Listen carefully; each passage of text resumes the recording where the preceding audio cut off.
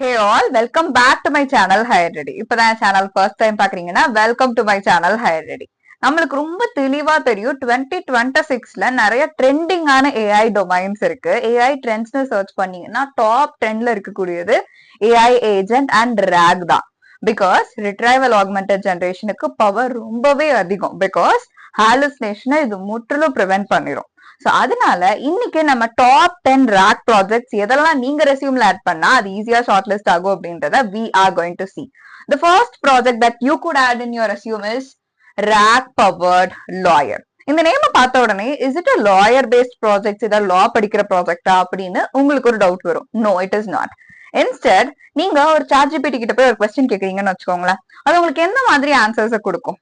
Sometimes hallucinate பண்ற மாதிரி இருக்கும். சோ அந்த ப்ராப்ளம் ப்ரிவென்ட் பண்றதுதான் RAG. இன்னொன்னு, எல்லா டைமே உங்களுக்கு எமோஷனலி சப்போர்ட் பண்ற மாதிரியான ஆன்சர்ஸ் கொடுக்கும். நோட் பண்ணி பாத்திருக்கீங்களா? ஆனா அப்படி ஒரு ஆன்சர் கொடுக்கும்போது என்ன ஒரு ப்ராப்ளம் நீங்க ஃபேஸ் பண்ணுவீங்க அப்படின்னா, ஸ்பெசிபிக்கா அந்த ஆன்சர்ஸ் உங்களுக்கு சம்டைம்ஸ் இந்த கொஸ்டினுக்கான ஆன்சர் இது இல்லையே அப்படின்னு ஒரு டவுட் வரும். பிகாஸ் அதுல ஜெனுயினிட்டி இல்ல. அதையும் தாண்டி எமோஷனலி உங்களை பெட்டரா ஃபீல் பண்ற மாதிரி தான் இருக்கே தவிர ஆன்சர்ல அக்யூரசி குறையுது. நீங்க கேக்குற அந்த கொஸ்டினுக்கான எக்ஸாக்ட் ஆன்சர் இல்ல. சோ அந்த அக்யூரசியை இன்க்ரீஸ் பண்றதுக்காக ஒரு ப்ரூஃபோட ஆன்சர்ஸ் கொடுக்கறது தான் இந்த ஏஜென்ட்டோட, இந்த ஸ்பெசிபிக் RAG ஏஜென்ட்டோட ஒர்க்கே. So RAG powered lawyer means என்ன பண்ணும்? ஒரு டாக்குமெண்ட்ல இருந்து ட்ரூவா இருக்கக்கூடிய ஒரு டீடைல்ஸ, முற்றிலும் உண்மையா இருக்கக்கூடிய டீடைல்ஸ் எடுத்துட்டு வந்து உங்களுக்கு கொடுக்கும். அது ப்ரூஃபோடவே கொடுக்கும். So it is definitely going to be the truth. இதுல உங்களுக்கு ஹாலுசினேஷனும் இருக்காது. சோ உங்களை எமோஷனலி பெட்டரா ஃபீல் பண்ற மாதிரி அந்த வேர்ட்ஸையும் ஆட் பண்ணாது. The second powerful project could be forgetful knowledge base. இப்போ ஒரு கொஸ்டின் கேக்குறேன், ஒரு AI மாடல் கிட்ட ஒரு கொஸ்டின் கேக்குறேன், ChatGPT கிட்டயே. அதுக்கு ஆன்சரை அது 10 இயர் முன்னாடி அப்டேட் பண்ணி வச்ச ஆன்சர் எடுத்துட்டு வந்து கொடுத்தா அது கரெக்டா இருக்குமா? கண்டிப்பா இல்ல. இன்ஸ்டெட் இப்போ ரீசெண்டா அப்டேட்டடா என்ன இருக்கு அதை பேஸ் பண்ணி தானே ஆன்சர் கொடுக்கணும். ஃபார் எக்ஸாம்பிள், ஒரு எக்ஸாக்டான இன்ஃபர்மேஷன், ஒரு கொஸ்டினுக்கான ஆன்சரா இப்போ ஒரு 5 இயர்ஸா வேற இருக்கு, 5 இயர்ஸ் முன்னாடி வேற இருக்கலாம். ஃபார் எக்ஸாம்பிள், இப்ப AI எப்படி ட்ரெண்டிங்கா இருக்கோ 10 இயர்ஸ் முன்னாடி போனா சாஃப்ட்வேர் ட்ரெண்டிங்கா இருந்திருக்கும். கரெக்டா? சோ இப்போ என்ன ட்ரெண்டிங்னு நான் கேட்டா டெக் ஃபீல்ட்ல அது AI தானே கொடுக்கணும். சோ முன்னாடி இருக்கக்கூடிய எடுத்து வந்து கொடுத்தா அது தப்பான ஆன்சரா மாறிடுது. சோ அந்த ப்ராப்ளம நம்ம சால்வ் பண்றதுக்கு என்ன பண்ணலாம்னா, என்னோட AI மாடலுக்கு ஒரு 5 இயர் டேட்டாவை மட்டும் ஞாபகம் வச்சுக்கிற எபிலிட்டியை கொடுக்கலாம். சோ ஒரு கொஸ்டினுக்கு இவ்வளோ இயர் நீ இந்த ஆன்சரை ஞாபகம் வச்சுக்கோ, இது அப்டேட் ஆக ஆக அந்த பழைய ஆன்சரை மறந்துரு. சோ அப்ப என்ன ஆகும்? ஆன்சர் அக்யூரசி இன்க்ரீஸ் ஆகும். So that is how this project is powerful. Third agent, truthful HR பாட். இப்போ நீங்க HR கிட்ட இன்டர்வியூ முடிஞ்சதுக்கு அடுத்து அப்டேட்ஸ் கேட்டீங்கன்னு வச்சுக்கோங்களேன், இந்த மாதிரி அப்டேட்ஸ் கொடுப்பாங்க. சம்டைம்ஸ் சுகர் கோட் பண்ற மாதிரி இருக்கும். சோ எஸ்ங்க பாக்கலாங்க அப்படின்னு சொல்லிட்டு ரெண்டு சைடுமே சப்போர்ட் பண்ற மாதிரி பேசுவாங்க. பட் இந்த HR பாட் என்ன பண்ணும் அப்படின்னா, அவங்களோட இன்டர்வியூவோட ஆன்சர் கொடுக்கல, ஃபார் எக்ஸாம்பிள் என்ன ரிசல்ட்னு கொடுக்கலனாலும் எந்த மாதிரி அவங்க எக்ஸ்பெக்ட் பண்றாங்க, எந்த மாதிரி கேண்டிடேட்ஸ் எக்ஸ்பெக்ட் பண்றாங்க, என்னென்ன ஸ்கில்ஸ் நீங்க எப்படியெல்லாம் பெர்ஃபார்ம் பண்ணிருக்கணும் அப்படின்ற கிளாரிட்டியை கொடுக்கும். இல்ல இன்டர்னலா டீம்ல ஒர்க் பண்றவங்க HR கிட்ட ஒரு கொஸ்டின் கேக்குறாங்கன்னா அது சுகர் கோட்டே பண்ணாது, பார்ஷியாலிட்டி பார்க்காது. மெயினா கேக்குற கொஸ்டினுக்கான ஆன்சரையும் தாண்டி அது ரிலவெண்டா இருக்கக்கூடிய டாக்குமெண்ட்ஸ் என்ன, பாலிசிஸ் என்ன, எல்லா டீடைல்ஸையும் எடுத்துட்டு வந்து உங்களுக்கு கொடுத்துரும். So nothing could be sugar coated here. உங்களுக்கு டிரான்ஸ்பரன்சி இன்க்ரீஸ் ஆகும். So that is why it is called as truthful HR part. Fourth agent based project is research paper translator. நம்மளுக்கு நல்லாவே தெரியும் ரிசர்ச் பேப்பரை படிக்கிறது ஈஸி கிடையாது. பிகாஸ் அதுல நிறைய நியூ வேர்ட்ஸ் இருக்கு. இந்த ரிசர்ச்னால என்ன, முன்னாடி இருந்த ஒரு விஷயத்த ரிசர்ச் பண்ணி நிறைய விஷயத்த தெரிஞ்சுட்டு வந்து புதுசா நான் தேடி பாக்குறது, அதை பேஸ் பண்ணி இன்னோவேட் பண்ணலாம் அப்படின்றது தான் ரிசர்ச்சே. சோ இந்த ரிசர்ச் பேப்பர் டிரான்ஸ்லேட்டர் என்ன பண்ணுனா, ஒரு பேப்பர் அப்லோட் பண்ணி இது எனக்கு புரிஞ்சுக்க முடியல, it is tough for me, இல்ல அதுல இருந்து ஒரு கொஸ்டின் கேக்குறேன்னா அதை உங்களுக்கு கிளியரா புரிஞ்சுக்கிட்டு உங்களுக்கு ஆன்சரை கொடுக்கும். சோ அந்த ரிசர்ச் பேப்பரை நீங்க ஈஸியா அண்டர்ஸ்டாண்ட் பண்ணிக்கலாம். ஒரு 10 பேஜ் ரிசர்ச் பேப்பரை உட்காந்து படிச்சு டைம் வேஸ்ட் பண்ணணும்னு அவசியம் இல்லை. அதோட கோல் என்ன, அதுல என்னெல்லாம் கண்டுபிடிச்சிருக்காங்க அதை நான் கேட்டு தெரிஞ்சுக்கலாம். இல்ல ஒரு பர்டிகுலர் கொஸ்டின் கேட்டு அதுக்கான ஆன்சரை நீங்க ஈஸியா எடுத்துடலாம் using this particular agent based project. The fifth project is show your work assistant. இப்போ நீங்க ஒரு டாஸ்க் முடிச்சிருக்கீங்க, ஒரு கொஸ்டின் ஒருத்தவங்க கேட்டுக்காங்க உங்க கம்பெனில அப்படின்னா இதுக்கான ஆன்சர் நீங்க கொடுத்துருக்கீங்க. அவங்க அதை நம்பணுமா? கண்டிப்பா நம்பணும் அப்படின்ற ஒரு நீட் இல்ல.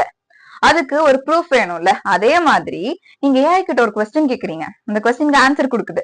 அந்த ஆன்சர் எங்க இருந்து எடுத்துச்சு அப்படின்ற அந்த டாக்குமெண்ட்டையும் எடுத்துட்டு வந்து கொடுக்கும். So that is called as show your work assistant. சோ நீங்க ஒரு ராக் மாடல் டெவலப் பண்றீங்க அப்படின்னா, ஒரு ஆன்சர் எடுத்துச்சு அப்படின்னா அந்த ஆன்சர் எங்க இருந்து எடுத்துட்டு வந்துச்சு அப்படின்னு கொடுக்கும்போது அந்த ஆன்சரை பார்க்கும்போது நம்மளுக்கு சாட்டிஸ்பாக்சன் இன்க்ரீஸ் ஆகும். சோ அதோட நீடுமே கம்ப்ளீட்டா ஃபுல்ஃபில் ஆகிரும். So that is the power of this show your work assistant. The sixth rack project is living fact generator. So generally நீங்க frequently asked questions அப்படின்னு சொல்லிட்டு ஒரு சில questions பார்த்துருப்பீங்க. மேபி ஒரு ப்ராடக்ட்டுக்கு கீழே, ஒரு வெப்சைட்ஸ்க்கு கீழே, நிறைய பிசினஸஸ்க்கு கீழே. ஸோ அந்த ஃப்ரீக்வென்ட்லி ஆஸ்ட் கொஸ்டின்ஸ்ல ஒரு 10 கொஸ்டினுக்கு ஆன்சர் கொடுத்துருப்பாங்க. உங்களுக்கு ஒரு கொஸ்டின் இருக்கு அப்படின்னா அதுக்கு ஆன்சர் எங்க போய் தேடுறதுன்னு தெரியாது. நீங்க ஒரு கொஸ்டின் கேட்டாலும் அது ரெலவெண்டா வேற ஒரு ஆன்சர் தான் கொடுக்குமே தவிர்த்து ஒரு எக்ஸாக்ட் ஆன்சரை எடுத்துட்டு வந்து அதுக்கு கொடுக்குற அபிலிட்டி இல்ல. கரெக்டா? ஃபுல்லா கஸ்டமர் சாட்டிஸ்ஃபை ஆனாங்களான்னு கேட்டா 50% தான். ஸோ அப்போ இந்த living frequently ask question generator என்ன பண்ணும் அப்படின்னா லைவ்ல அந்த கொஸ்டினுக்கான ஆன்சரை எக்ஸாக்ட் டேட்டால இருந்து எடுத்துட்டு வரும். இப்ப கரண்ட் டேட்டாவை ப்ராசஸ் பண்ணி வச்சிருப்பாங்க இல்லையா, அதுல இருந்து ஆன்சரை ஜெனரேட் பண்ணி எடுத்துட்டு வந்து கொடுக்கும். சோ அப்ப என்ன ஆகும்? கஸ்டமர் சாட்டிஸ்பாக்சன் ஒரு பிசினஸ்ல இன்க்ரீஸ் ஆகும். சோ அப்ப நீங்க பண்ணி கொடுத்த அந்த ப்ராஜெக்ட்டுமே ரொம்பவே நல்லா ஒர்க் ஆகும். So that is the power of this living fact generator. அடுத்து கான்ட்ராடிக்ஷன் டிடெக்டர். இப்போ ஒரு 5 டாக்குமெண்ட் நான் அப்லோட் பண்ணிருக்கேன்னு வச்சுக்கோங்களேன். அந்த 5 டாக்குமெண்ட்ல வேற வேற விஷயத்த, ஒரே டாபிக்க வேற வேற மாதிரி பேசியிருப்பாங்க. ஒரு எக்ஸாம்பிள், ஒரு ரிசர்ச் பேப்பர்ஸ், ஒரு 5 டிஃபரெண்ட் ரிசர்ச் பேப்பர் ஒரே டாபிக்க பத்தி பப்ளிஷ் பண்ணிருக்காங்க. சோ அதுல 4 பேர்த்தோட பாயிண்ட் ஆஃப் வியூமே டிஃப்ரெண்டா இருக்கும். பர்சன் ஏ என்ன சொன்னாங்க, பர்சன் பி என்ன சொன்னாங்க, இது எல்லாத்தையுமே சமரைஸ் பண்ணி இதுல எது எகெயின்ஸ்டா இருக்கு இது எல்லாத்தையும் சமரைஸ் பண்ணி கொடுக்கறது தான் இந்த ஏஜென்ட்டோட பர்டிகுலர் கான்ட்ராடிக்ஷன் டிடெக்டரோட வேலை. சோ அப்போ உங்களுக்கு ஈஸியா இந்த டாக்குமெண்ட்ஸ் என்னென்ன சொல்லியிருக்காங்க அப்படின்ற ஓவர்வியூ உங்களுக்கு ஈஸியா கிடைச்சிடும். சோ அவங்களோட பெர்ஸ்பெக்டிவையும் உங்களால புரிஞ்சுக்க முடியும். ரியல் டேட்டாவோட கனெக்ட் பண்ணி பார்க்கும்போது உங்களுக்கு ரியாலிட்டியுமே கனெக்ட் பண்ணிக்க முடியும். So this is the power of this project. 8th project could be memory lane assistant. So இந்த ஒரு ப்ராஜெக்ட் ஸ்பெசிபிக்கா சொல்லணும் அப்படின்னா ஒரு பர்டிகுலர் பர்சன், நான் ஒரு 3 இயர் முன்னாடி ஒரு டாக்குமெண்ட்ஸ் எல்லாம் நான் இப்படிதான் நான் படிச்சுட்டு இருந்தேன். ஒரு சப்ஜெக்ட் ஃபார் எக்ஸாம்பிள் என்னோட ஃபர்ஸ்ட் இயர்ஸ் நான் இந்த ஃபைல்ஸ் எல்லாம் படிச்சேன், இன்னொன்னு சப்ஜெக்ட்ஸ் எல்லாம் படிச்சு அப்லோட் பண்றேன். இப்போ நான் என்ன படிச்சுட்டு இருக்கேன்றதையும் அப்டேட் பண்றேன். சோ அப்போ எனக்கு என்ன டிடெக்ட் பண்ணி சொல்லணும் அப்படின்னா நான் எவ்வளவு இம்ப்ரூவ் ஆகியிருக்கேன்னு எனக்கு சொல்லுன்னு நான் சொல்றேன். சோ அந்த கேப்பை டிடெக்ட் பண்ணி சொல்றதுதான் இந்த மெமரி லேன் அசிஸ்டன்டோட வேலை. நீங்க எவ்வளவு இம்ப்ரூவ் ஆயிருக்கீங்க, என்னென்ன இன்னும் லேக் ஆகிட்டு இருக்கீங்க, சோ இதுல எல்லாம் நீங்க சேஞ்ச் ஆகியிருக்கீங்க எல்லாத்தையுமே ஈஸியா அனலைஸ் பண்ணி உங்களுக்கு சொல்லிரும். The 9th project is Legalese Simplifier. So இப்போ ஒரு கம்பெனி நீங்க பில்ட் பண்ணணும், ஸ்டார்ட் அப் பில்ட் பண்ணணும் அப்படின்னா லீகலா நிறைய டாக்குமெண்ட்ஸை கிரியேட் பண்ணணும். கரெக்டா? அந்த டாக்குமெண்ட்ஸை கிரியேட் பண்றதும் நிறைய வேலை. ஆல்ரெடி லீகலா என்னென்ன விஷயங்கள் இருக்கு அதை பேஸ் பண்ணி என்ன ரூல்ஸை ஃபாலோ பண்ணணும் அப்படின்னு சர்ச் பண்ணி எடுக்கிறதும் கஷ்டமான வேலை. இந்த பர்டிகுலர் ப்ராஜெக்ட் என்ன பண்ணும் அப்படின்னா நான் கொஸ்டின் கேட்பேன், இப்ப லீகலா நான் என்ன பண்ணுன்ட்டு எல்லாத்தையும் சம்மரைஸ் பண்ணி உங்களுக்கு கொடுத்துரும். சோ அப்ப உங்களுக்கு என்ன ஆயிரும், என்னெல்லாம் பண்ணணும்னு தெளிவா தெரிஞ்சிடும். இதை யார்கிட்ட போய் நீங்க பேசணும், எப்படி ஸ்டார்ட் பண்ணும், எல்லா கிளாரிட்டியுமே உங்களுக்கு கொடுத்துரும். So this project could simplify your tedious task. Finally, biased news explainer.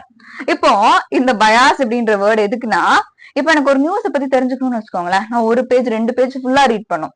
ஆனா அந்த நியூஸ்ல ஒரு 2 விஷயத்தான் சொல்லியிருப்பாங்க. இந்த டிடெக்டர் என்ன பண்ணும்னா இந்த நியூஸ்ல எக்ஸாக்டா என்ன சொல்ல வராங்க அப்படின்றத டிடெக்ட் பண்ணி உங்களுக்கு எடுத்துட்டு வந்து சிம்பிளா கொடுத்துரும். ஸோ உங்க டைம் வேஸ்ட் ஆகாது.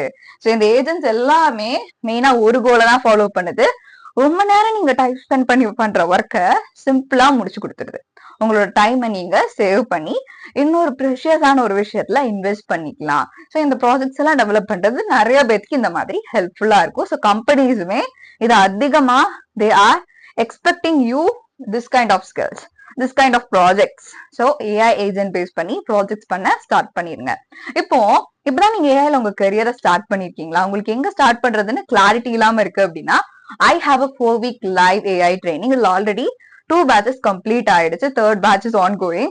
So அடுத்த பேட்ச் நான் உங்களுக்கு ஸ்டார்ட் பண்ண போறேன். இதுல உங்களுக்கு ஸ்பெசிபிக்கா ரொம்ப கம்மியான ஸ்டூடெண்ட்ஸ் தான் எடுக்கிறேன். Because I'm giving individual attention to every students. So அதனாலேயே நான் கம்மியான ஸ்டூடெண்ட்ஸ் தான் எடுக்கிறேன். இதுக்கு அடுத்து உங்களுக்கு அப்டேட்டடா அடுத்த லெவல்ஸும் இருக்கு. சோ இதுல உங்களுக்கு பேசிக்ஸ்ல இருந்து, ஃபார் எக்ஸாம்பிள் நீங்க நான் டெக் பேக்ரவுண்டா இருக்கலாம், ஆர்ட்ஸா இருக்கலாம், இல்ல ஐடில இருக்க எனக்கு ஏஐ புதுசா லேர்ன் பண்ணணும்னு இருக்கலாம். உங்களுக்கு பேசிக்ஸ்ல இருந்து உங்க கூடவே கைட் பண்றதுனால நீங்க ப்ராஜெக்ட்ஸ் கம்ப்ளீட் பண்ற வரைக்கும் உங்க கூடவே இருந்து ஹெல்ப் பண்ண போறேன். சோ நீங்க ஏதாவது டவுட்ஸ்னா இந்த லைவ் ஏஐ ட்ரைனிங்ல உடனே அன்மியூட் பண்ணி நீங்க கொஸ்டின்ஸ் கேட்கலாம். எந்த ஒரு குட்டி கொஸ்டின்ஸா இருந்தாலும் you will never be judged here. So will meet you there on 4-week live AI training. இதுக்கு எப்படி ரெஜிஸ்டர் பண்ணணும்னு தானே கேக்குறீங்க. இந்த வீடியோவோட பிரிண்ட் கமெண்ட்ல நான் உங்களுக்கு இந்த 4-week லைவ் ஏஐ ட்ரைனிங்கான லிங்க் ஆட் பண்ணிருக்கேன். அண்ட் தென் இந்த வீடியோட டிஸ்கிரிப்ஷன்லயும் ஆட் பண்ணிருக்கேன். So if you are joining there, we could meet there on live, and then we'll meet you there on next video as well. Bye for now.